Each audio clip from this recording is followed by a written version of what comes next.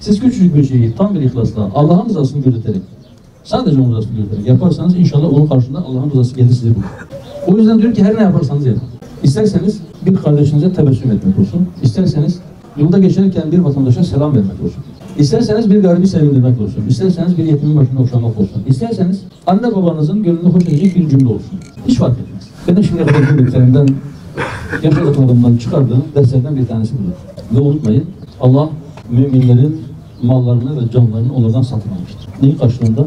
Cennetin karşılığında. Karşılığında cenneti satın alabileceğiniz bir sermaye var sizin elinizde. Onu dünyalık 3-5 kuruş etmeyen şeylerle değiştirmeyin. Sermayeyi batırmayın. Ve sizin en değerli sermayeniz sizin zamanınızdır. Zamanınızı iyi kullanın. Zamanınızın kıymetini iyi bilin.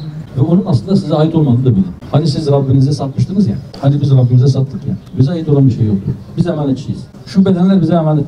Sahip olduğumuz makamlar bize emanet. Sahip olduğumuz mal, mülk, servet bize emanet.